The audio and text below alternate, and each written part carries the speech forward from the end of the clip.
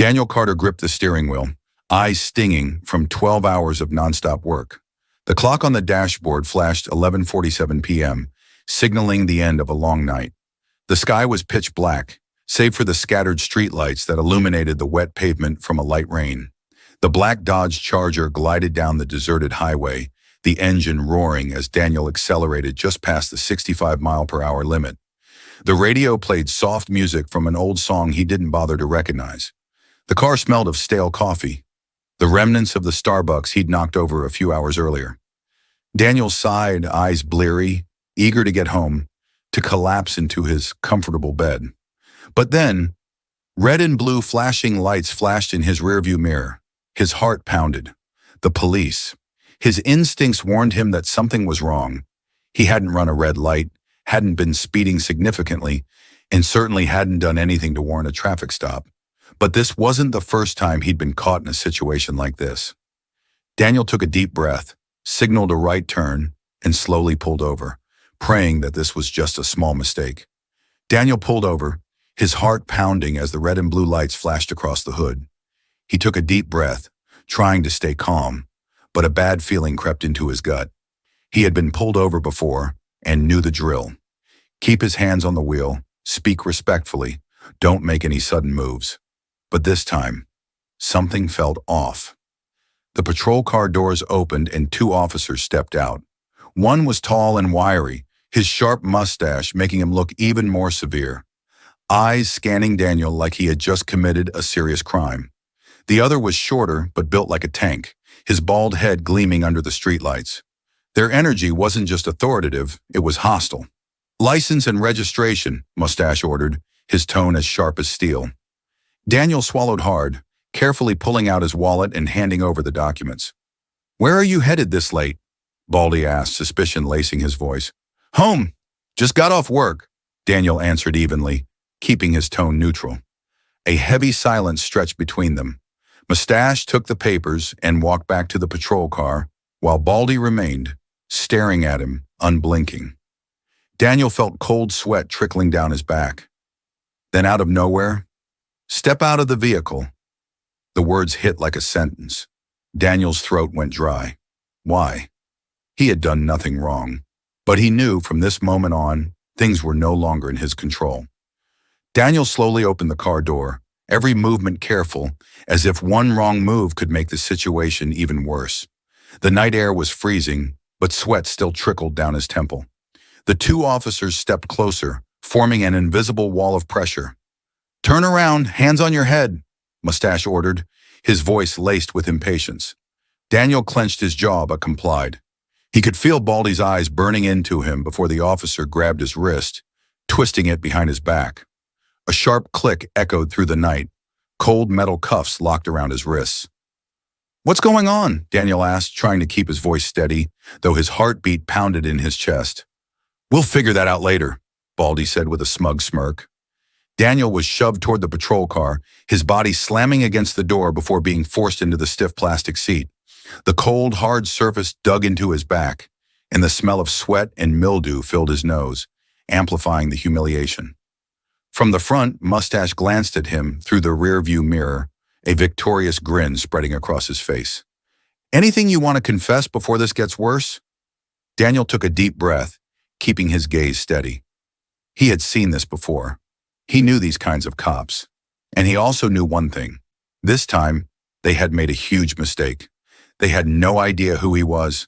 The patrol car rolled forward slowly, every pothole in the road seemingly making Daniel's ride in the back even more uncomfortable. He remained silent, watching through the dark window as the city lights blurred past. Up front, the two officers chuckled like they had just made the biggest bust of their careers. "So, Daniel," Mustache glanced at him through the rearview mirror, his tone smug. "Anything you want to confess?" Daniel smirked. "I think you two should be the ones thinking about what you just did." Baldy scoffed, though there was a flicker of hesitation in his eyes. Daniel's calm demeanor was unsettling him. "Don't play games. You're just like all the others we deal with every day." Daniel said nothing. He was just waiting. And then, as if karma had perfect timing, the police radio crackled to life with an urgent voice. "Code red. The detainee is Daniel Carter, senior agent with the Department of Homeland Security. Repeat, the detainee is a federal agent. Confirm situation immediately. The atmosphere in the car shifted in an instant. Mustache stiffened, his knuckles going white on the steering wheel. Baldy slowly turned, his face draining of color. Daniel leaned back against the seat, calm as ever. Well, looks like we've got a problem now, don't we? Silence filled the patrol car, thick and suffocating. The weight of the radio's message pressed down like a crushing force. Mustache's grip on the wheel tightened, his jaw clenched so hard it looked like it might snap. Baldy, on the other hand, was shifting uncomfortably in his seat, his earlier arrogance now replaced with barely concealed panic. Dispatch, confirm that last transmission.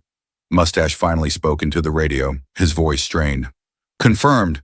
Detainee is a federal agent. Release immediately and report to HQ. Baldy turned to Daniel, his face pale. This has to be some kind of mistake. Daniel arched an eyebrow. Yeah? Then go ahead, keep driving. Let's see how that works out for you. The car pulled to a shaky stop on the side of the road. Mustache exhaled sharply before twisting around, his forced authority slipping. Listen, Agent Carter, Daniel cut him off. Save it. He lifted his cuffed hands. Get these off. Now. With shaking hands, Baldy fumbled for the key and unlocked the cuffs. The moment Daniel's wrists were free, he rubbed the red marks, staring both men down. You think I haven't seen this before? His voice was calm but laced with something sharper. The difference is, this time, you didn't just harass some random guy. You put your careers, your freedom, on the line. Mustache swallowed hard. Baldy looked like he wanted to disappear. Daniel opened the car door and stepped out, breathing in the cool night air. He turned back, smirking. Better start thinking about your defense. You're gonna need it. Then he walked away, leaving them frozen in their own mess. The next morning, the courtroom buzzed with tension. Reporters lined the back, murmuring among themselves, cameras ready to capture every moment. Lawyers shuffled papers, clerks moved with precision, and at the center of it all, Mustache and Baldy sat stiffly, their earlier bravado completely drained. Daniel walked in, composed, dressed sharply in a dark suit. He didn't need to speak. His presence alone was enough to shift the energy in the room. When the judge entered, the murmurs died instantly. This court will address the unlawful detainment of Agent Daniel Carter, she announced, her voice sharp as steel. She turned to the officers. Do you have an explanation for your actions? Mustache cleared his throat, attempting to salvage what little dignity he had left. Your Honor, we, believed he was acting suspiciously. The judge's stare was ice cold. Suspiciously? She flipped through a file, her expression hardening. According to the report, Agent Carter complied with every order. He presented his documents. He asked for an explanation. And yet, you cuffed him without cause and transported him to the station. Baldy shifted uncomfortably. The room was silent, waiting for a response. None came. Daniel finally spoke, his voice even but firm. This wasn't a misunderstanding. It was profiling. It was an abuse of power. The judge nodded. And now, there will be consequences. She turned to the officers. Effective immediately, you are both suspended, pending further investigation. Gas rippled through the courtroom. Mustache and Baldy paled.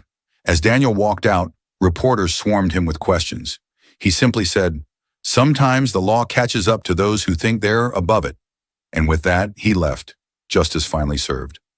As Daniel stepped outside the courthouse, the crisp morning air filled his lungs, feeling lighter than it had in hours. The weight of the night before, the cuffs, the humiliation, the anger, was still there, but now it was overshadowed by something stronger. Vindication. Justice had been served, and for once the system had worked in his favor. Reporters swarmed, microphones shoved toward him, voices overlapping with urgent questions. He stopped for a brief moment, meeting their eyes. Abuse of power thrives in silence, he said, his voice steady. Last night, I wasn't silent, and neither should anyone else be. With that, he turned and walked toward his car, his mind already shifting forward. There would be hearings, investigations, maybe even trials. Mustache and Baldy weren't getting out of this easily. They had played their game, but they had picked the wrong man this time. Sliding into the driver's seat, Daniel exhaled slowly. The fight wasn't over, far from it, but for now he had won. As he pulled onto the highway, the sun breaking through the clouds, a small smirk crossed his lips. This time, the bad guys had lost. The story of Daniel Carter serves as a powerful reminder that injustice still exists, but so does the ability to fight back. In everyday life, we may face discrimination, abuse of power, or unfair treatment. The key is knowing how to respond. First, always stay calm and composed. Losing your temper can escalate the situation, making it harder to defend yourself. Second, know your rights. Whether it's a traffic stop, a workplace issue, or any confrontation, understanding the law can protect you. Third, document everything. If you feel mistreated, gather evidence, record conversations, take notes, and ask for witnesses. Lastly, never be afraid to speak up. Silence enables oppression, but standing firm can create change. Justice isn't automatic. Sometimes you have to fight for it. But as Daniel proved, the truth has power, and in the end, the right people will be held accountable.